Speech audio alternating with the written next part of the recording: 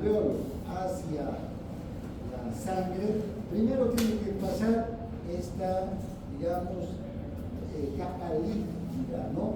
Que tiene una tensión superficial baja, entre 5 a 30 dinas. Entonces por aquí pasa fácilmente el oxígeno. Llega a esta célula, a esta capa de células alveolares.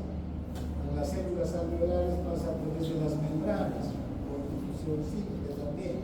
Luego va a pasar la membrana basal del endotelio alveolar, luego el intersticio, luego la membrana basal de las células endoteliales, luego las células endoteliales, y ya va a estar ¿dónde? En la sangre. Y de la sangre va a ingresar directamente al eritrocito para ser transportado. El dióxido de carbono que tiene que hacer un camino inverso.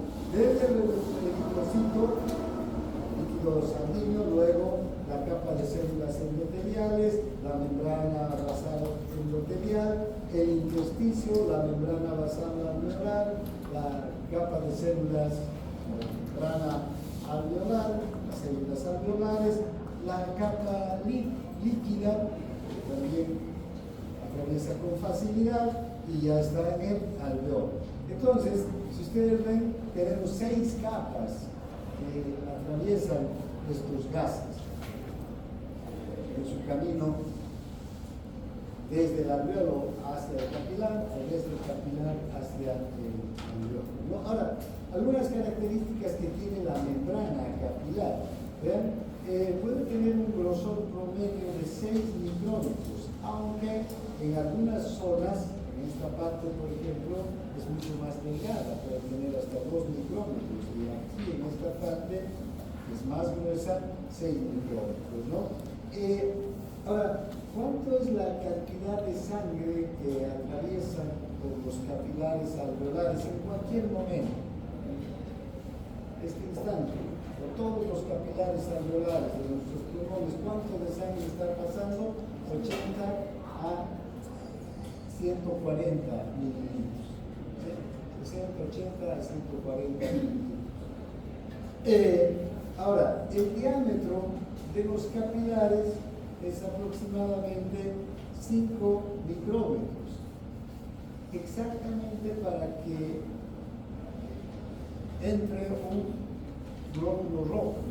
Y fíjense, la distancia entonces entre el glóbulo rojo y el endotelio es muy pequeño, nanómetros. Esto favorece que el oxígeno no pase directamente al glóbulo rojo y no se difunda por la sangre, por el plasma, ¿no? Al salir de la membrana epitelial, ¿verdad? Se va a encontrar casi enseguida con el glóbulo rojo y va a atravesar la membrana del glóbulo rojo. Lo mismo el dióxido de carbono, va a abandonar el glóbulo rojo, y ¿con quién se va a encontrar? Con la capa de células endoteliales para atravesar la membrana endotelial. Entonces, casi va rozando entonces la membrana del eritrocito, la membrana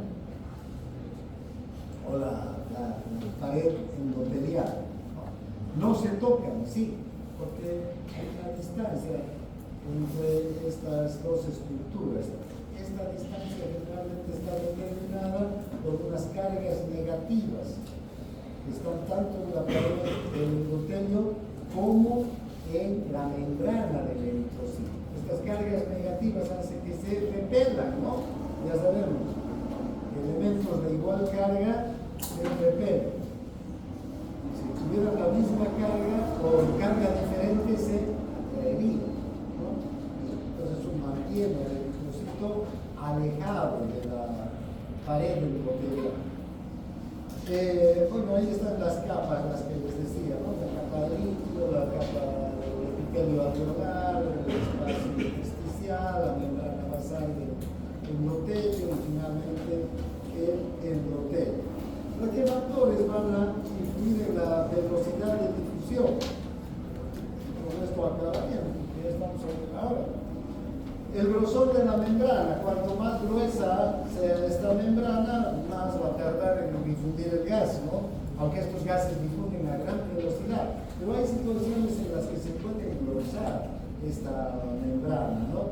Hay situaciones de, digamos, alteración de tejido pulmonar, cuando hay edema, cuando hay fibrosis. Entonces ya las mismas estructuras no son las mismas, no es la misma membrana del endotelio, ya no es la misma membrana del alveolo, en especial la fibrosis alveolar, ya desaparecen las células alveolares y que sustituye el tejido fibroso. Por ahí ya le cuesta pasar al oxígeno. O en el intersticio aparece edema, se edematiza, entonces también le cuesta pasar al oxígeno o al dióxido de carbono. El área superficial de la membrana, cuanto menos sea el área de la membrana, menos oxígeno va a pasar, menos dióxido de carbono. ¿Cuándo puede ocurrir una disminución de la área de la membrana? Cuando se pierde tejido pulmonar. Por ejemplo, en la situación en la que algo de pierde tejido pulmonar, o en la tuberculosis, cuando se forman las cavernas, ese tejido pulmonar que es destruido por el bacilo de Koch es sustituido por tejido fibroso, y entonces hay menos superficie de difusión, ¿no es verdad? El coeficiente del gas también, ya hemos visto que los gases tienen su propio coeficiente de difusión.